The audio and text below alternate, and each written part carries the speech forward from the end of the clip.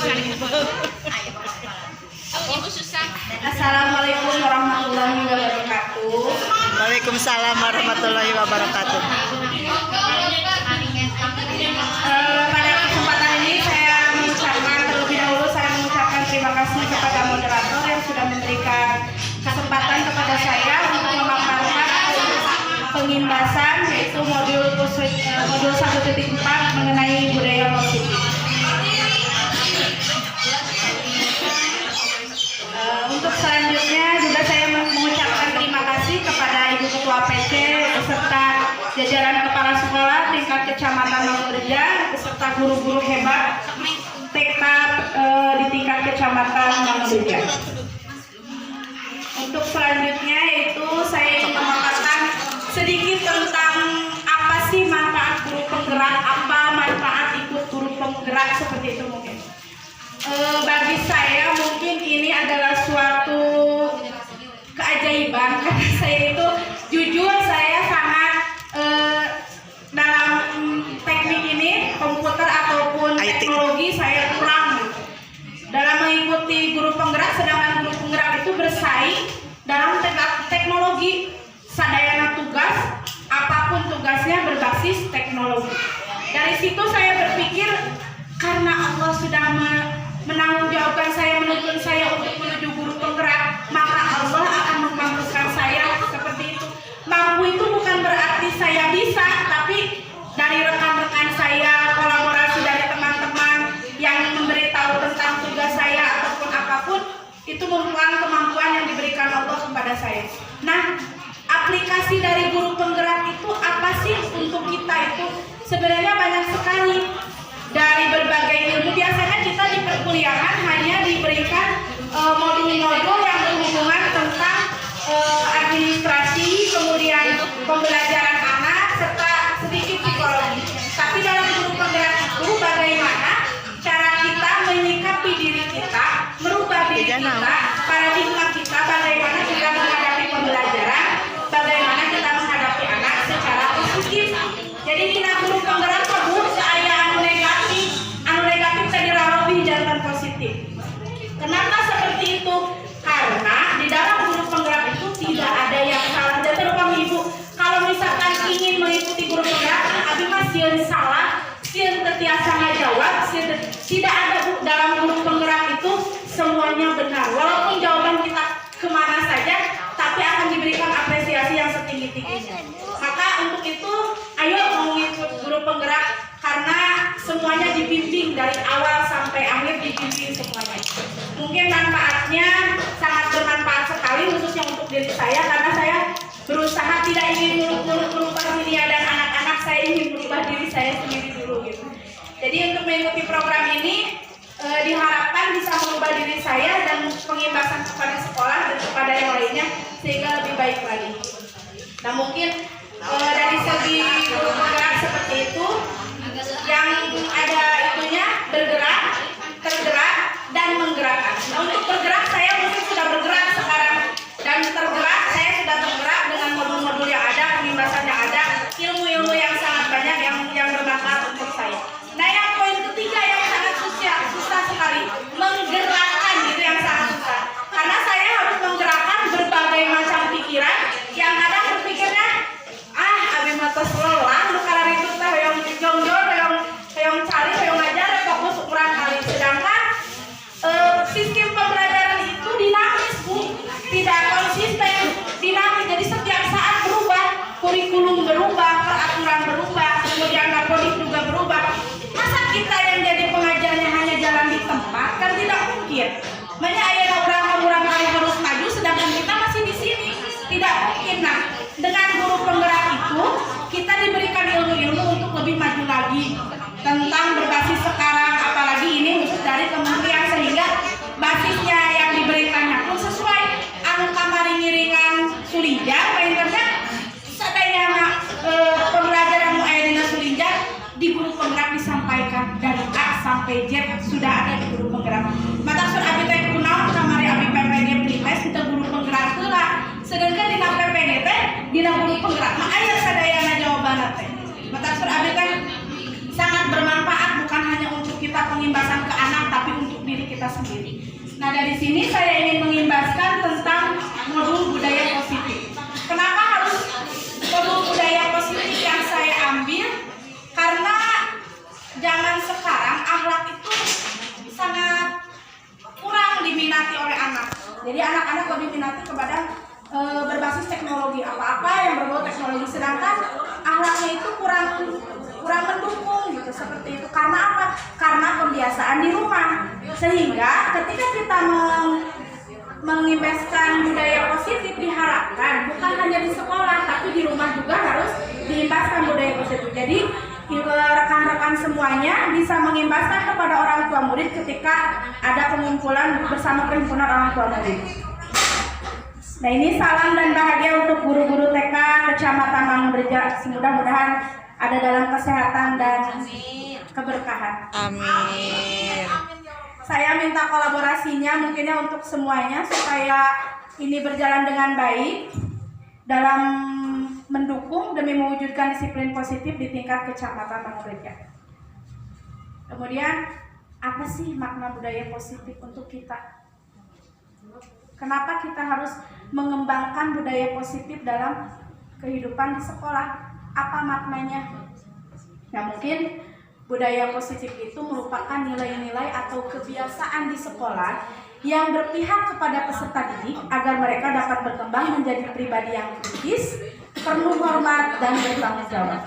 Nah, nilai-nilai dan kebiasaan itu, kebiasaan yang ada harus kita tingkatkan, harus konsisten. Misalkan sholat duha, membacakan ayat-ayat pendek, surat-surat pendek, Asmaul Husna, itu kan kebiasaan yang sangat positif, harus konsisten. Kemudian peningkatannya apa nih yang harus ditingkatkan dalam pembiasaan itu? Seperti itu mungkin budaya-budaya positif. Jadi tidak ada budaya negatif, Pak. Kantun ke heula, barudak bangor tiangkeun heula. Barudak misalkan nanti awaskeun heula, aya mah budaya positif heula we, kempelkeun heula apa yang ada di sekolah, nilai-nilai apa yang positif yang ada di sekolah. Kita akan gali hal tersebut untuk dijadikan pemaparan ataupun dijadikan wawancara dalam pembelajaran. Dalam konsep dasar budaya positif terdapat beberapa poin, yaitu perubahan paradigma, konsep disiplin positif, motivasi perilaku manusia, keyakinan kelas, pemenuhan 5 kebutuhan dasar manusia, kemudian segitiga restoratif dan posisi kontrol. Ini konsepnya menurut teori kontrol atau teori pilihan Dr. William Glasser. Ada berbagai macam seperti yang tadi dari konsep dasar budaya positif tersebut. Ada makna positif, makna disiplin, teori motivasi, nilai-nilai kebijakan universal, keyakinan kelas, 5 posisi kontrol, segitiga restitusi, dan 5 kebutuhan dasar manusia. Nah, sebelum kita masuk ke budaya positif, kita mungkin tahu Bapak Pendidikan Indonesia itu siapa? Ki Hajar Dewantara. Kita berfokus kepada Ki Hajar Dewantara yang hidup sebelum merdeka. Tapi kenapa implementasinya bisa diterapkan sekarang? Karena dalam filosofi pendidikan Ki Hajar Dewantara selaras dengan kurikulum merdeka yang sekarang kita terapkan. Apa saja yang ada dalam filosofi pendidikan Ki Hajar Dewantara tersebut? Nah, dalam filosofinya, semua anak terlahir dengan bakat masing-masing atau unik. Nah, dari hal ini kita tahu, apakah Ibu setuju kalau anak-anak datang ke sekolah sebagai kertas kosong atau tidak? Kertas kosong. Berarti kalau kertas kosong bisa kita bentuk berbagai macam corak, berbagai macam warna anak tersebut? Tidak. Nah, jadi dulu kita berpikir, saya pun berpikir bahwa anak datang ke sekolah itu dengan kertas kosong. Ternyata itu salah gitu. Kenapa salah? Karena anak-anak itu mempunyai potensi yang dibawanya dari rumah.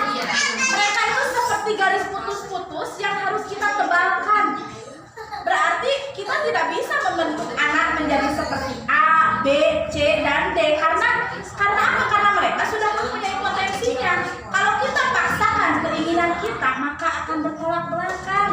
Maka kita yang akan stres karena anak-anak tidak bisa menjadi seperti yang kita harapkan. Tapi di kieu. Jadi anak-anak itu misalkan harus begini, tidak akan sama karena mereka punya basic tersendiri yang dibawanya dari rumah. Baik itu berupa karakter, potensi, keinginan, bahkan berbeda. Oh, anak ini setiap datang ke sekolah maunya menggambar saja, tidak mau menulis. Yang ini muter, yang laju di mata cari. Berarti mereka itu punya basic tersendiri dari rumahnya. Dan kita hanya menebalkannya saja, menuntunnya saja mau kemana ini anak ini dengan konsep-konsep yang ada. Kemudian filosofi pendidikan ada budi pekerti. Ya, budi pekerti yang seperti itulah karakter, nilai karakter yang harus ditanamkan. Kemudian tugas guru menuntun bakat tersebut agar anak tumbuh dengan selamat dan bahagia. Jantan murang kali teh kudu salamet jeung bahagia saur filosofi Ki Hajar Dewantara sebenarnya. Jadi upami teu bahagia mah jadi kurang teh dipiwaran sok engal nyerah nulis. Dan teu bahagia dia ingin main. Jadi moal leres mesti dipaksa gebur taruh ka ditu ka dieu. Berarti bakatnya bukan di situ. Seperti kita disuruh masak, sedangkan basic kita lain dina masak misalkan apa. Abi mah kajian piwaran nyokot komputer sadinten daripada kudu masak. Nah seperti itu kita menanamkan kepada anak. Ayeuna kurang dipaksa kita masak, nu aya mah kaasinan. Terus ayeuna beten deui lamun urang misalkan teh tah ieu laptop sok kerjakeun sabaraha menit ge beres, tapi ibu rumah tangga biasa misalkan disuruh memilih laptop dan masak pasti jadi masak karena basicnya itu. Nah seperti itu anak-anak ada kurang paksakeun aku kudu naik motor akhirnya kan dijedak dan terbiasa ya. Nah seperti itu, jadi kita harus mengerti dulu karakter anak itu seperti apa. Kemudian guru ibarat petani, murid ibarat biji jagung. Apa makna dari perkataan filosofi tersebut? Guru teh sebagai petani, murid seperti benih jagung. Diceboran, sebenarnya dipukul, ya, di tengah. Tetapi ketika kita menjadi petani, menanam jagung, apakah jagung saja yang tumbuh? Ada rumput, ada ilalang yang kita tidak harapkan. Seperti itulah seorang pendidik. Kurang teh hoyong terbaik kami anak, tapi kadang ada saja yang terjadi, ada saja cukup tak ada saja ilalangnya yang harus kita singkirkan, bersihkan. Maka jagung tersebut akan menjadi sangat bagus. Seperti itulah guru. Walaupun kita berniat ingin anak ini menjadi anak yang cerdas, yang berakhlak baik, sesuai dengan visi yang kita bawa, tetapi ada saja surpari pausa kita persiapan di rumah udah A sampai D, tapi di sekolah buyar semuanya karena apa? Situasi yang ada. Nah seperti itulah karena kita itu tidak bisa memprediksi apa yang akan dilakukan oleh anak didik kita.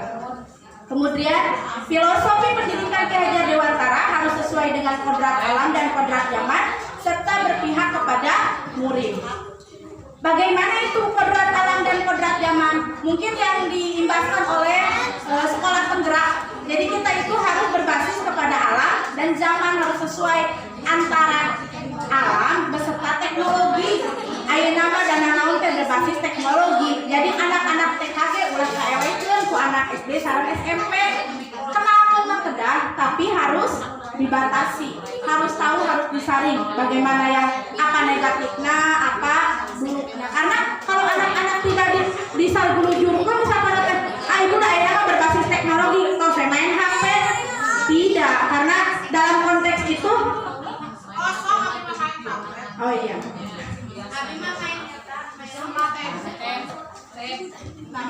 Vios di situ guys. Iya kepala. Iya mah pada aya kita cover pada kalau TK mah pasti berpihak pada murid. Bagaimana berpihak pada murid itu? Kita mengetahui karakter anak sehingga pembelajaran yang kita sajikan sesuai dengan kebutuhan anak. Tetiasa ayeuna urang disamikeun ieu mah nu tetiasa nulis, ieu nu tos tiasa nulis dihijikeun moal sinkron ka dituna. Soalna apa? Tahapan perkembangan anak itu berbeda-beda. beda. Mesin usia ge tos 6 tahun sami, tapi perkembanganna berbeda. Ayeuna kurang disamikeun, anu ieu mah dages kelompok B, mau tidak mau disamikeun we pembelajaran teh. Padahal anak tersebut belum sampai ke titik itu karena apa? Faktor keluarga dan lingkungan yang belum mendukung. Oh, susah. Yuk, saya. Kemudian perubahan paradigma. Apa sih perubahan paradigma itu? Perubahan paradigma itu perubahan atau pergeseran konsep untuk membangun budaya yang positif di sekolah untuk perlu menyediakan lingkungan yang positif, aman dan nyaman agar murid-murid mampu berpikir, bertindak, dan mencipta dengan merdeka, mandiri, dan bertanggung jawab. Nah, diharapkan dengan membangun budaya yang positif itu, anak-anak bisa bertindak dan berpikir, menciptakan dengan merdeka, mandiri, dan bertanggung jawab. Yang mandiri diayakan budaya positif itu. Bagaimana caranya? Sediakan sekolah, lingkungan sekolah menyediakan hal-hal positif untuk anak. Hal-hal yang aman dan nyaman. Kumaha carana? Sanes kedah sekolah anu sae, sanes kedah sekolah kedah alat peraga anu komplit bukan, tapi pembelajaran yang sesuai dengan kebutuhan peserta didik. Kalau kita sudah berfokus kepada itu, maka anak-anak akan nyaman. Walaupun diberikan surprise lah barang bekas, tapi anak-anak bagi dia mah excited banget gitu. Tidak menutup kemungkinan saking nyamannya, kadang-kadang dia hanya fokus sama satu kegiatan itu saja, tidak mau melakukan yang lainnya. Apakah itu salah? Tidak.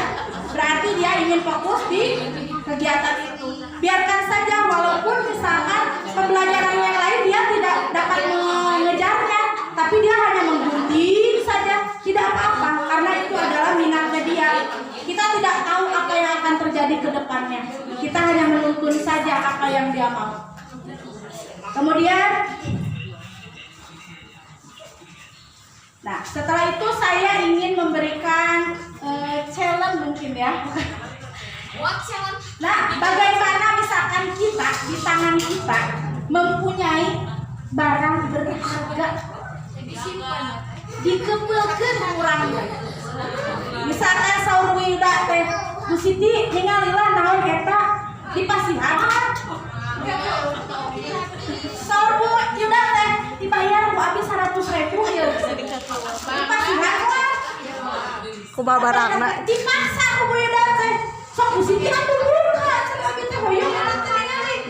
Dipasikeun ku Bu Siti. Karena apa? Karena berharga. Karena kontrol tangan kita itu ada pada diri kita, tidak bukan pada diri orang lain. Setiasana, pada saat melakukan kegiatan keparantangan dapat dilihat bahwa kitalah yang memegang kontrol atas diri kita sendiri, bukan orang lain. Dan terlepas misalkan orang berpikir bahwa orang tidak ada atasan, orang dikontrol ke atasan, itu sangat salah. Karena kita yang memegang kontrol diri kita sendiri, tidak ada yang bisa memaksa, tidak ada yang bisa merayu atau membujuknya. Macam orang alim ya alim, apa bedanya dengan anak-anak? Ketika dia tidak mau ya tidak mau, walaupun sudah dibujuk, dirayu, dipaksa sekalipun, sekali tidak mau ya tidak mau. Tetapi kita bisa merangsangnya lewat motivasi internal. Apa itu motivasi internal? Motivasi yang keluar dari dalam diri anak itu sendiri. Nah, dalam teori kontrol tersebut ada stimulus respon dan teori kontrol. Apa bedanya stimulus respon dan teori kontrol? Dalam stimulus respon, kita mencoba mengubah orang agar pandangannya sama dengan kita. Kekeh pak kekeh. Geus cek abi mah eta teh dade. Kudu kitu. Tapi dalam teori kontrol kita berusaha memahami pandangan orang lain tentang diri. Jadi ketika kita berkolaborasi dengan rekan sejawat, kadang-kadang sok benten pendapat, sok benten paham. Dan kadang-kadang orang yang lebih tinggi atau kita merasa lebih benar, kadang-kadang berpikir sur abi nuleres mah sok lakukeun, tapi bukan itu merek kedeueung. Tapi dalam teori kontrol tidak seperti itu. Kita berusaha memahami pandangan orang lain tentang dunia. Oh bagaimana? Seperti ini kita melihat tembok ini dari sini agak lebar, tapi dari pihak Bu Yuda agak kecil kan beda pandangannya, tidak sama. Berarti bagaimana cara kita menyamakan pandangan, muter sami-sami menjalaninya berkolaborasi. Upami nyali rama dan moal biasa sapertos kamari surinja so. Upami leres hiji anu beres hiji akor kaimbas sadayana kan. Upami ayeuna beres ngan misalkan teh kitu ngalaksanakeun sadayana kaimbas sadayana. Seperti itu harus ada kolaborasi. Kemudian orang lain dapat mengontrol saya, itu dalam stimulus respon. Diganti perubahan paradigmanya, berpikirnya harus diganti ke teori kontrol, itu hanya Anda yang dapat mengontrol diri Anda sendiri. Tidak ada orang lain. Itu ayat tiasa maksa. Jadi kalau kita tidak sadar, maka tidak akan ada yang satu kesalahan. Kurang sok berpikir bahwa anak-anak yang berperilaku buruk itu adalah sebuah kesalahan. Padahal semua perilaku itu memiliki tujuan. Apa tujuannya? Kenapa dia bersalah seperti ini? Seorang pencuri mencuri beras. Salah perbuatan mencurinya dan kita mencap oh itu salah. Padahal dia tidak tahu kenapa dia mencuri. Mungkin lapar, mungkin dia ingin memberi makan kepada anak atau istrinya. Nah, dari stimulus respon yang negatif itu kita rubah menjadi teori kontrol. Jadi semua perilaku itu memiliki tujuan. Jadi tidak semua anak yang salah itu salah. Mereka itu punya alasan tersendiri untuk melakukan seperti itu. Halo ya. Kemudian saya bisa mengontrol orang lain. Dari teori kontrolnya Anda tidak bisa mengontrol orang lain. Kemudian pemaksaan atau bujukan saat gagal, kolaborasi dan konsensus. Dalam pemikiran stimulus respon itu ada menang dan kalah, tapi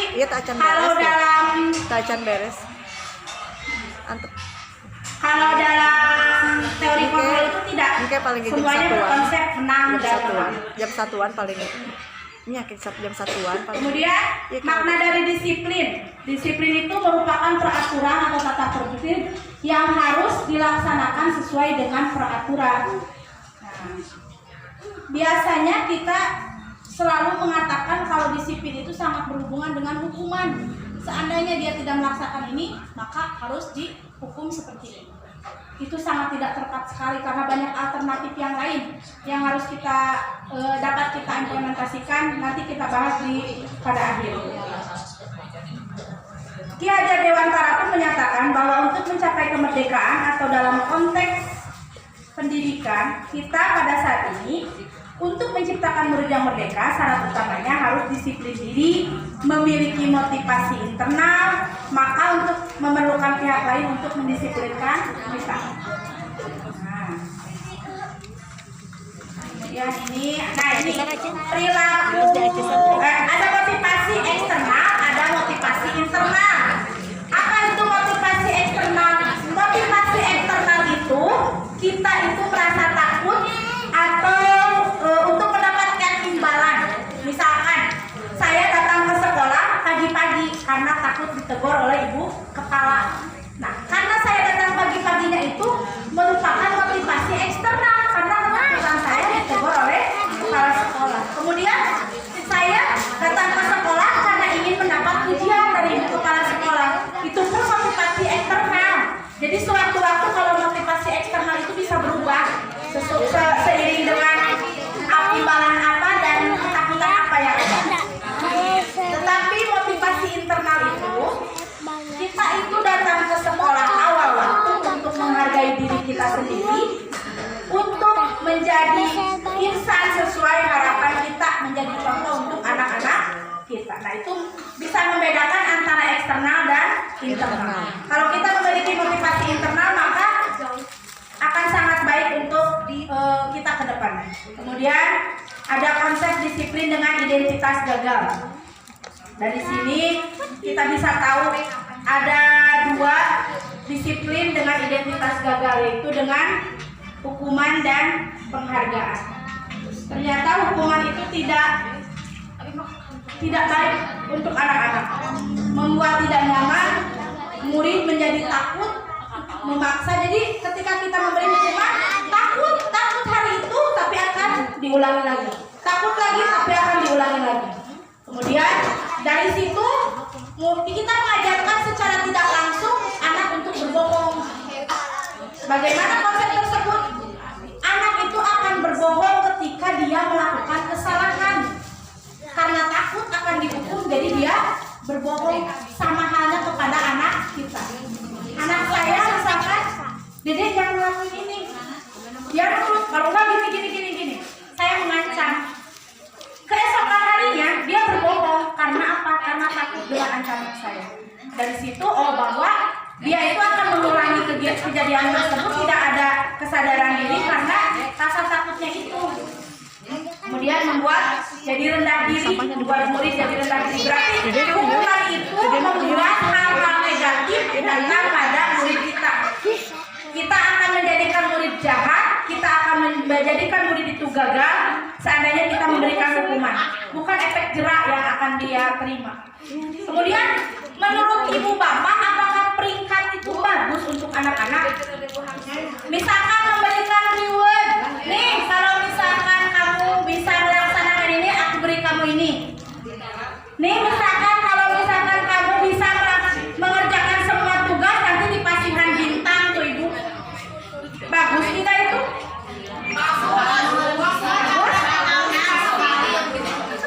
Ternyata itu merusak hubungan ibu. Mematikan kreativitas dan tidak efektif. Kenapa? Kenapa hal itu terjadi? Karena dia berusaha melaksanakannya karena ada reward. Dia bukan dari dalam dirinya sendiri. Gimana cara kita melaksanakan reward tersebut? Karena kan kasihan boleh dilaksanakan. Seperti kita memberikan apresiasi kepada anak boleh dilaksanakan, tapi secara pribadi. Ajak anak itu ke dalam. Ajak anak itu ke dalam, kemudian berikan dia pemahaman bahwa kamu itu lebih hebat dari yang lainnya. Jangan sampai dia merasa bahwa dia yang paling bodoh dari temannya. Padahal kita tidak tahu potensi yang dimiliki oleh anak-anak tersebut. Kadang-kadang kita berpikir, kamu yang paling hebat, juara ke-1, juara ke-2, juara ke-3, di ranking dugi kahanda. Itu tuh sebenarnya pembunuhan mental buat anak. Karena apa? Saya sudah berusaha, kita tidak tahu usaha anak untuk bisa belajar itu bagaimana, kita tidak tahu. Yang kita tahu hanya dari nilainya saja. Nah, jadi penghargaan itu sebenarnya merusak hubungan antara yang belum bisa dan sudah mampu. Bagaimana cara kita ingin mengapresiasi anak tapi tidak mau di depan anak-anak? Nah, itu yang harus dilakukan. Ajak anak itu tersebut berbicara berdua dengan kita. Kasihkan hadiahnya kepada anak, tapi secara pribadi. Ya, jadi tidak memberikan efek diri kepada yang lainnya. Kalau mau diberikan, misalkan penghargaan khusus untuk dia, sehingga dia konsisten. Oh, saya berarti mampu, saya berarti bisa konsisten. Berikan dia motivasi kalau dia sudah mampu melaksanakan. Tapi jangan di depan orang anak-anak yang lain. Yang hati pasti ada rasa iri. Dede, Pasti ada rasa iri. Cuma apa? Cuma kita sudah dewasa sehingga kita bisa mengolahnya. Tapi kalau anak-anak tidak, dia ketika itu dia akan berpikir seperti ini. Udahlah, nggak usah diajar, dah pasti juara kahiji masih eta. Ulah diajarin lah, dah pasti juara kedua masih eta. Nah, jadi kita hilangkan hal itu sehingga anak-anak bisa membantu. Ketika kita menjudge, oh ini juara ke-1, ketika itu anak-anak tidak mau membantu temannya. Kenapa?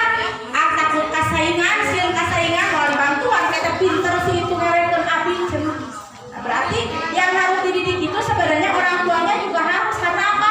Biasanya orang tua yang menginginkan ranking tersebut. Nah, kita sebagai sekolah kasih imbauan atau kasih imbasan kepada anak atau kepada orang tua bahwa dia bisa diberikan dimotivasi agar anak itu lebih konsisten belajar. Kemudian keyakinan kelas. Di sini sudah tahu keyakinan kelas itu apa?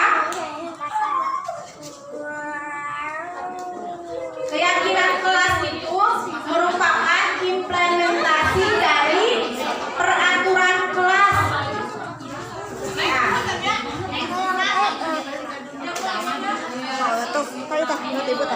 Nah, keyakinan kelas itu merupakan implementasi dari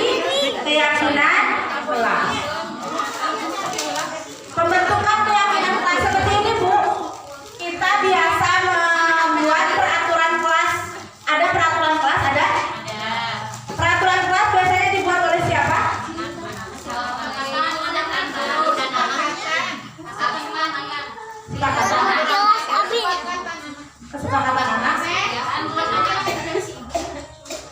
Kesepakatan anak? Biasanya pembentukan keyakinan kelas dibentuk oleh kesepakatan anak. Apakah secara voting? Apakah secara langsung ditanya satu-satu apa keinginannya? Membuat kesepakatan kelas. Nah, kesepakatan kelas atau keyakinan kelas. Nah, dalam peraturan kelas itu kita ubah menjadi keyakinan kelas. Apa nih yang kita yakini? Ketika kita dan murid kita sudah yakini, maka itu akan dilaksanakan dengan sukarela. Misalkan gini, kita melaksanakan buat keyakinan kelas seperti ini, Bu. Bu susahkan deh. Misalkan anak-anak itu ada di satu kelas. Sebelum pelaksanaan awal kelas, kita buat keyakinan kelas dulu. Apa nih yang harus kita lakukan? Misalkan tidak boleh makan, tidak boleh minum, tidak boleh nakal, tidak boleh nangis, harus merapikan lagi. Nah, ubah peraturan itu ke dalam keyakinan kelas, ke dalam hal yang positif. Misalkan harus disiplin, tanggung jawab. Sepakati semuanya. Kumaha ada murang kali teh apa bororan sepakati nulis dina eta ge tetiasa bikin stiker atau dari bentuk misalkan kita tulis mau apa nih peraturannya tidak boleh makan, tulis tidak boleh makan. Yang pertama tidak boleh makan, yang tidak setuju, yang setuju tempel stiker senyum, tempel stiker cemberut. Berarti ada yang tidak setuju, ada yang setuju. Kita ikuti yang banyaknya yang bagaimana. Nah, itu keyakinan kelas. Ketika kita sudah melaksanakan keyakinan kelas, maka itu akan dipertanggungjawabkan secara bersama-sama. Ingatkan selalu keyakinan kelas ketika anak-anak itu melakukan kesalahan. Ketika anak-anak melakukan kesalahan, apa nih keyakinan kelas yang kita lakukan? Oh ini Bu, poin ini. Apakah akan diulangi lagi? Tidak Bu, karena ini buatan bersama, buat poster yang besar untuk membuat keyakinan kelas. Itu dari implementasi perubahan dari peraturan kelas kita buat ke dalam keyakinan kelas. Kemudian di sini nih ada contohnya peraturan dan keyakinan kelas. Dari peraturan selalu kembalikan buku ke tempatnya. Keyakinan kelasnya apa? Disiplin, tanggung jawab. Nah, kemudian yang kedua, dilarang mengganggu orang lain. Nah, kemudian hadir di sekolah 15 menit sebelum pembelajaran dimulai. Disiplin. Dilarang melakukan kekerasan. Saya teman eta mah. Saling menghormati atau jaga. Dilarang menggunakan narkoba.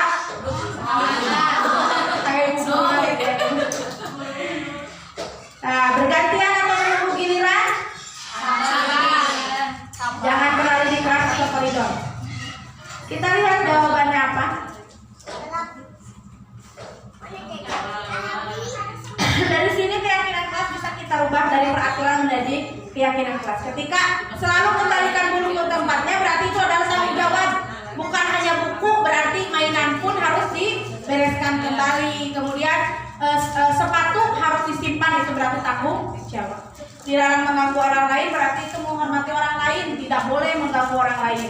Kemudian hadir, berkomitmen. Kemudian dalam keyakinan kelas itu terdapat dalam profil pelajar Pancasila ya Bu Mira ya.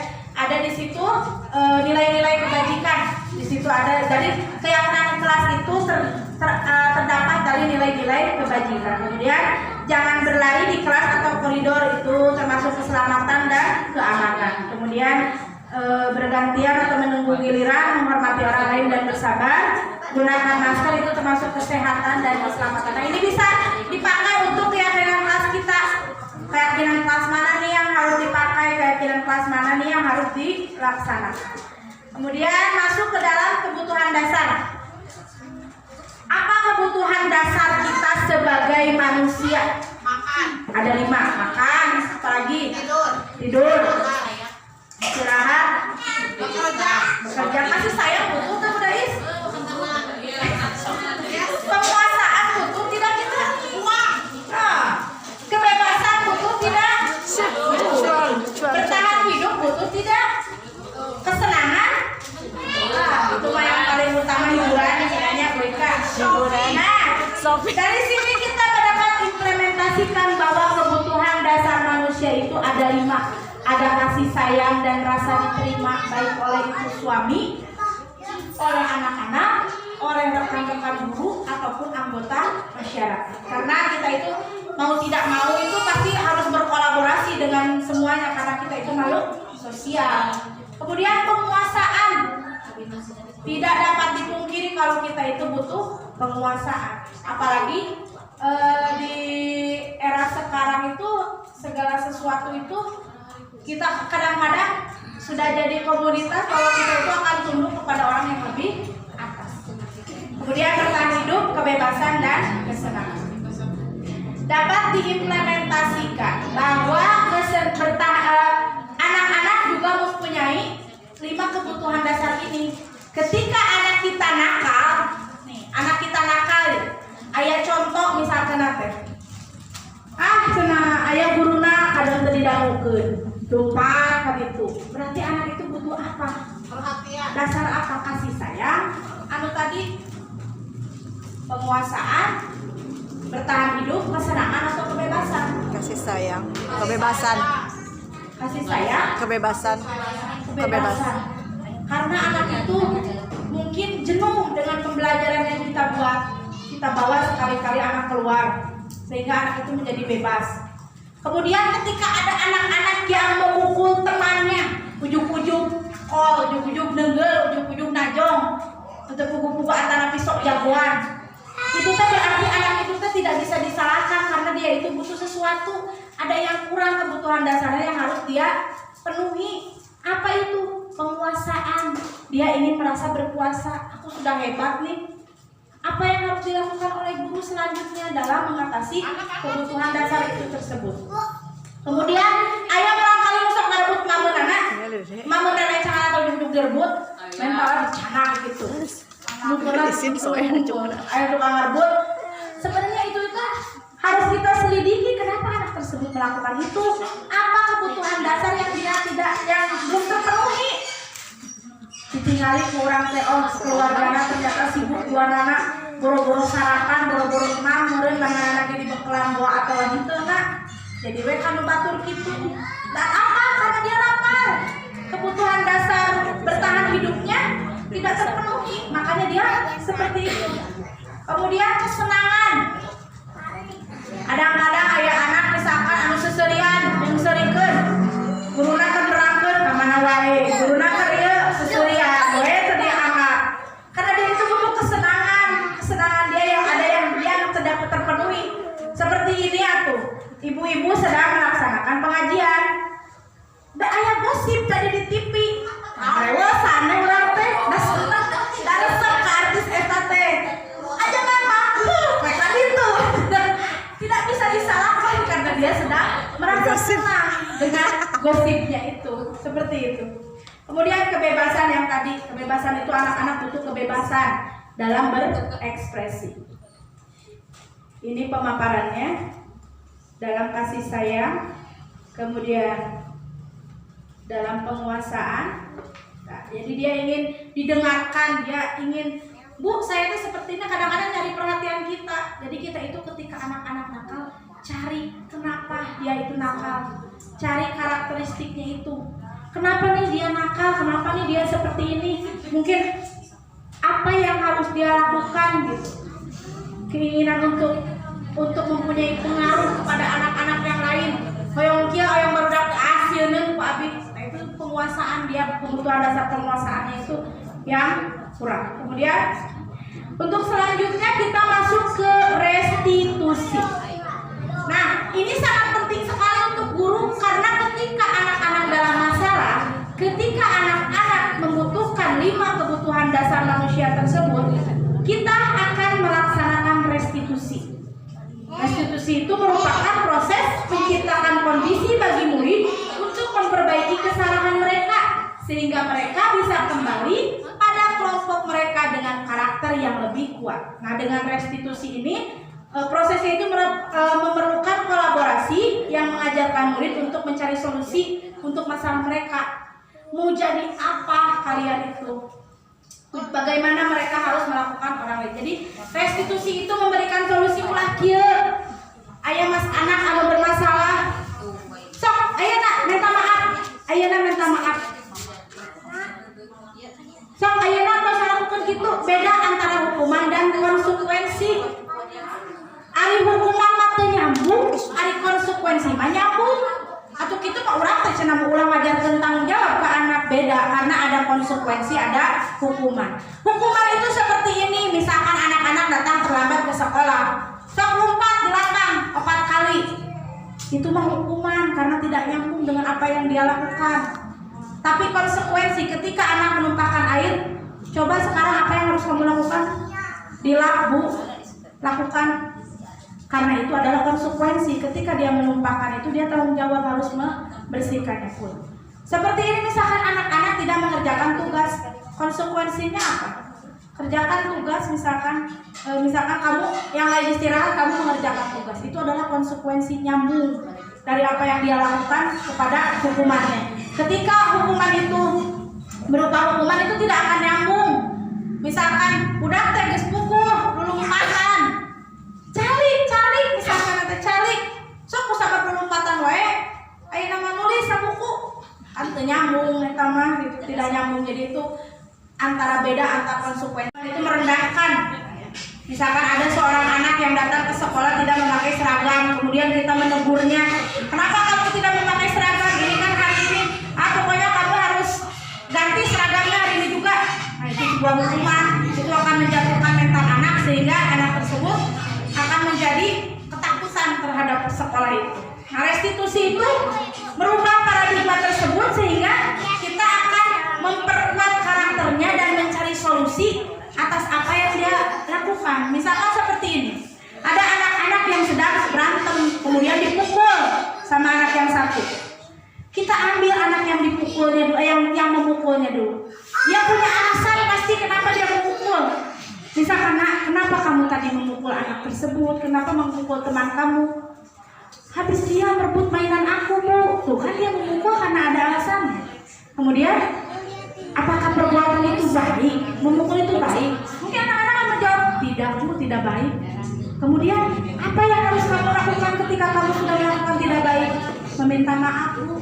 Nah itu, kita itu secara tidak langsung sudah memberikan solusi kepada anak, tapi dia sendiri yang mencarikan solusi untuk dirinya. Efeknya apa ke depannya? Ketika dia menghadapi masalah di kehidupan masyarakat, maka dia akan menemukan solusi untuk dirinya sendiri. Kemudian kenapa kita harus membuat keyakinan atau peraturan kelas di dalam sekolah kita? Karena anak-anak akan hidup di anggota masyarakat yang penuh dengan peraturan. Ketika dia berada di kampung, ada RT, peraturan RT. Ketika dia ada di sebuah negara, akan ada undang-undang yang mengaturnya. Kalau kita dididik sekarang dengan keyakinan kelas atau dengan peraturan yang disepakati, maka dia pun akan melaksanakan di masyarakatnya pun akan teratur seperti itu. Kemudian dari restitusi tersebut kita dapat menggambarkan bahwa anak-anak itu seperti tadi yang saya bilang bahwa restitusi itu ada 3 macam, yaitu segitiga restitusi. Segitiga restitusi itu merupakan yang pertama. Nah, awal dari restitusi itu ketika kita mengidentifikasi masalah anak, kita harus melaksanakan 3 proses segitiga restitusi. Yang pertama, menstabilkan identitas. Jadi ketika anak sudah berbuat salah, maka anak-anak tersebut tidak semerta-merta kita salahkan. Mungkin seperti ini. Ada anak yang memukul. Kamu bukan satu-satunya anak yang pernah memukul temannya. Ada anak yang pernah memukul temannya. Jadi kita stabilkan dulu identitas anak. Jangan ujung-ujung disalahkan. Dulu juga ada yang seperti kamu. Seperti ini ada. Masa sih, Bu, nanti anak asuh siapa itu, Bu? Jadi dia artinya berarti bukan saya saja yang melakukan kesalahan. Tetapi dari situ kita dapat memberikan gambaran bahwa tapi anak tersebut mau berubah. Jadi kamu itu melakukan kesalahan bukan kamu aja, tapi semua orang juga pernah melakukan seperti ini. Nah, gimana? Tapi dia melakukan ke arah yang lebih baik, melakukan perubahan. Nah, setelah distabilkan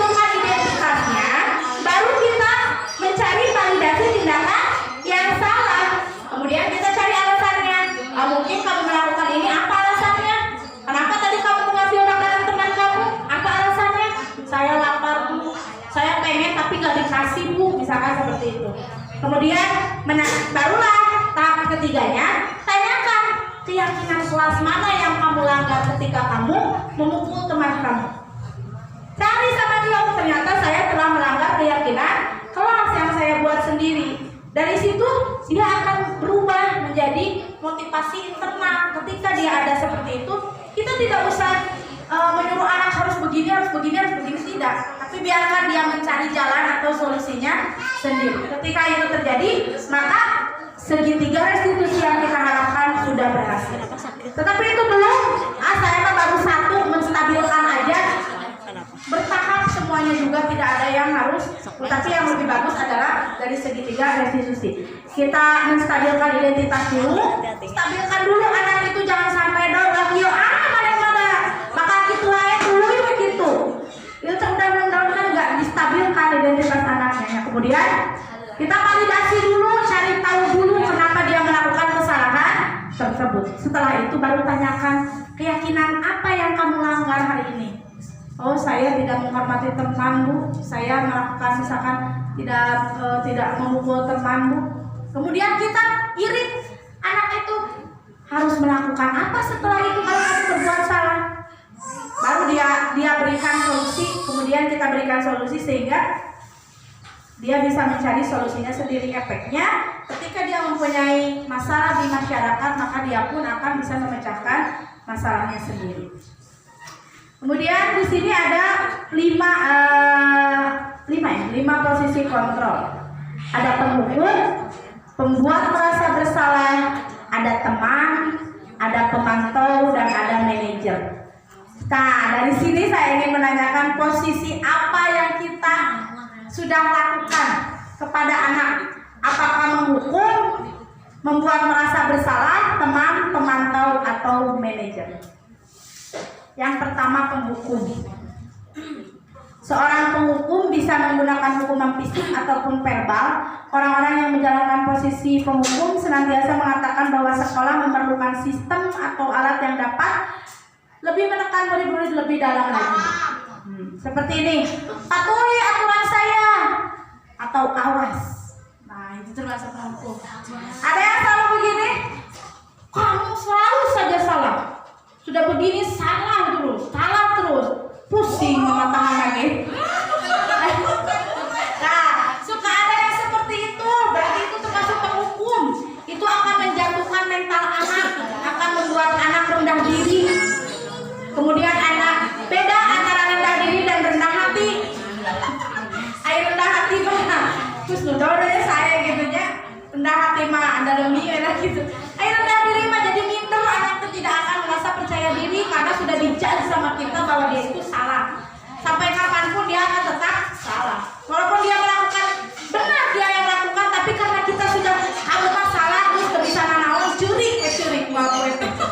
Terus malah gitu kan. Anak ketika melakukan kesalahan nangis. Anak udah dijaga.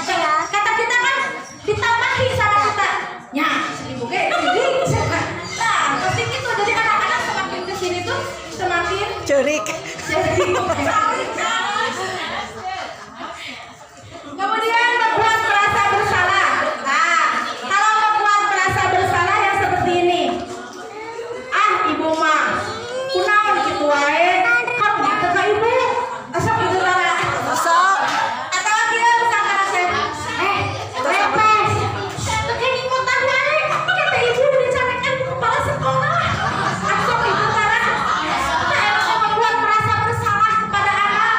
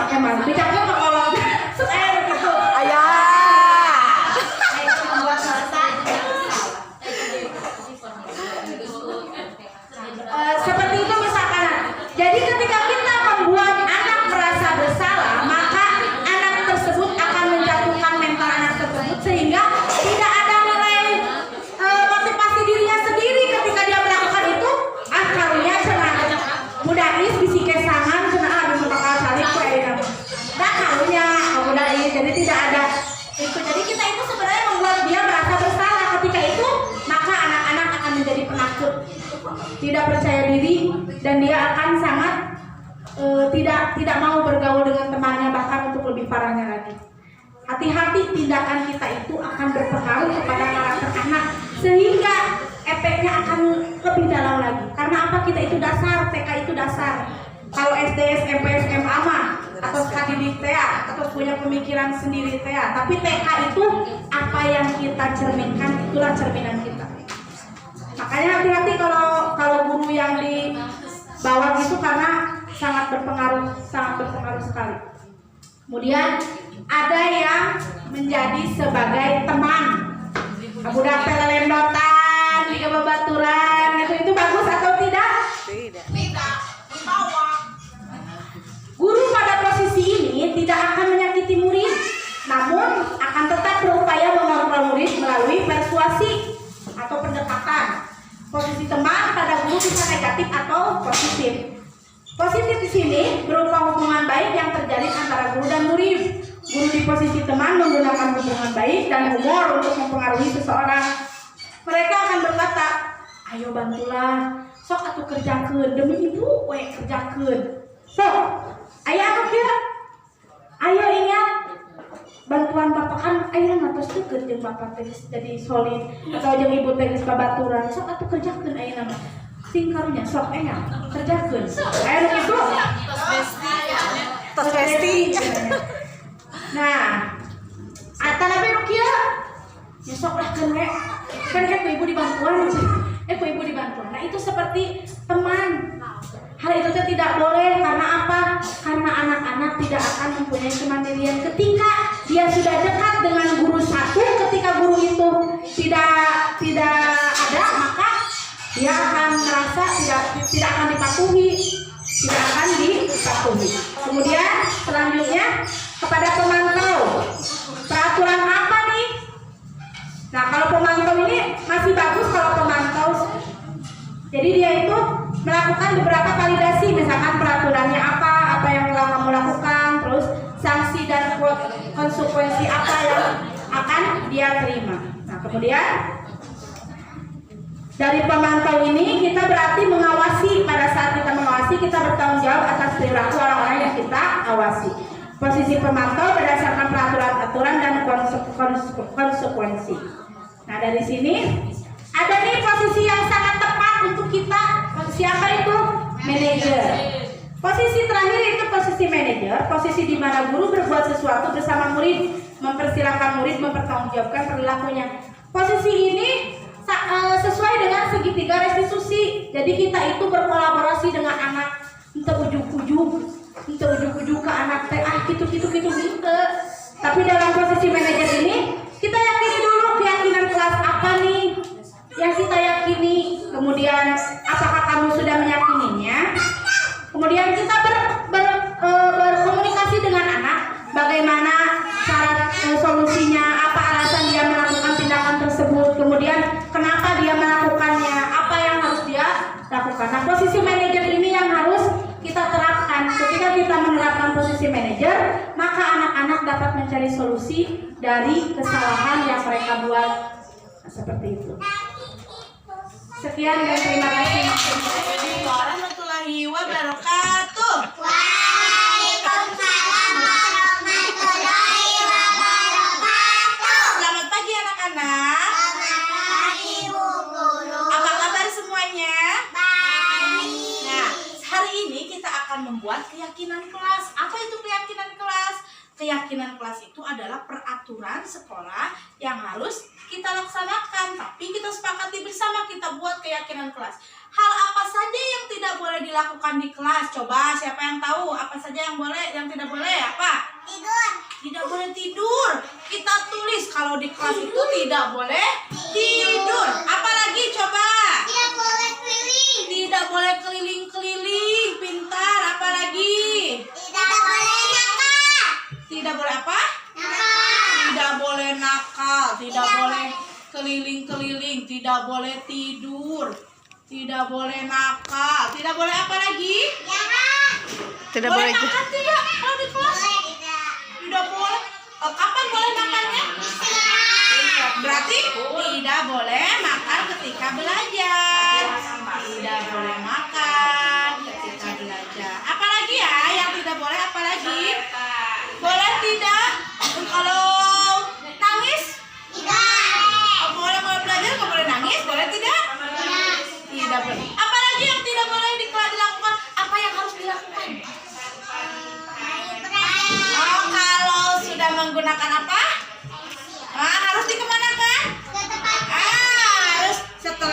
melaksanakan itu harus dikembalikan lagi ya.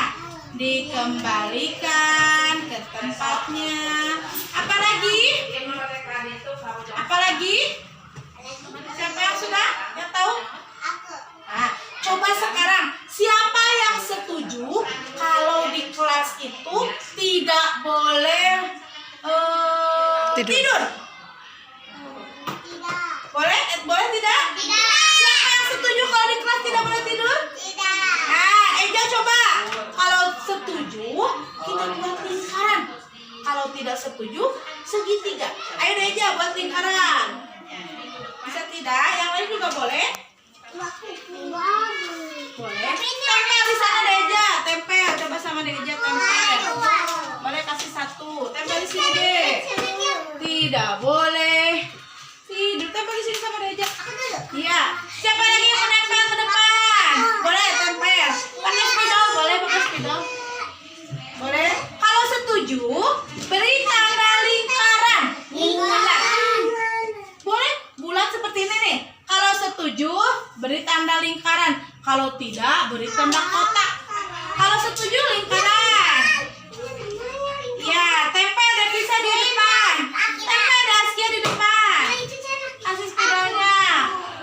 Ayo tempel. Pintar.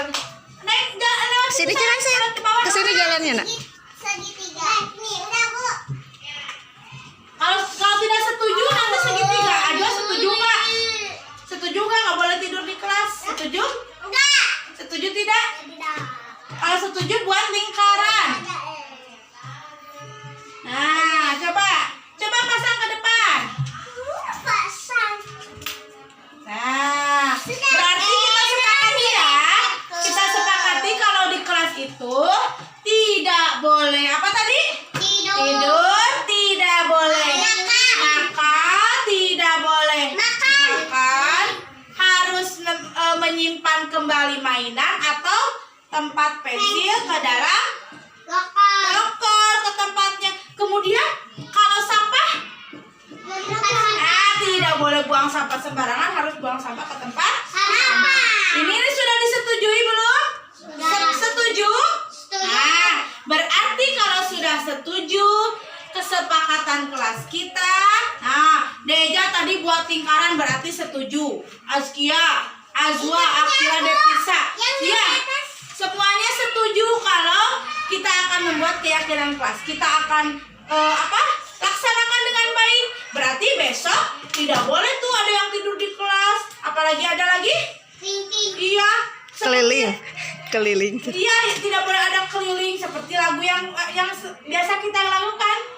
Ini namanya jari apa? Jempol. Ini namanya jari apa? Jempol. Apa kata jari jempol? Kalau belajar jangan suka ngobrol. Ini namanya jari apa? Telunjuk. Ini namanya jari apa?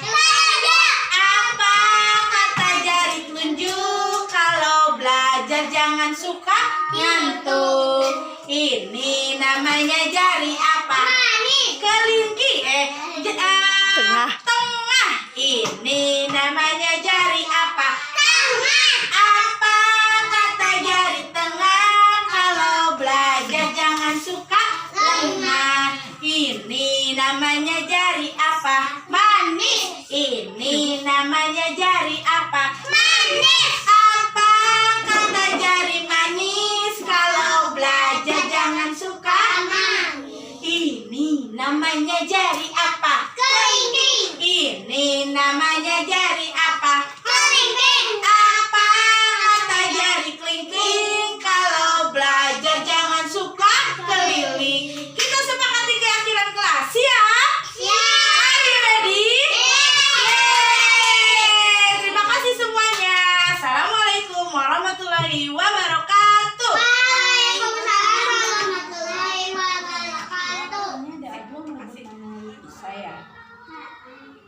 Saya pasti Ajo punya alasannya. Apa alasannya?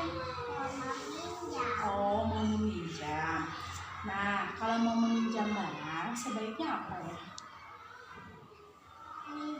Minta izin. Nah, Dek Ajwa tidak boleh merebut mainan. Kalau misalkan Dek Ajwa ingin meminjam barang, Dek Ajwa harus apa? Minta izin dulu. Nah, perbuatan Dek Ajwa merebut barang itu baik atau tidak? Jadi Dek Ajwa harus apa?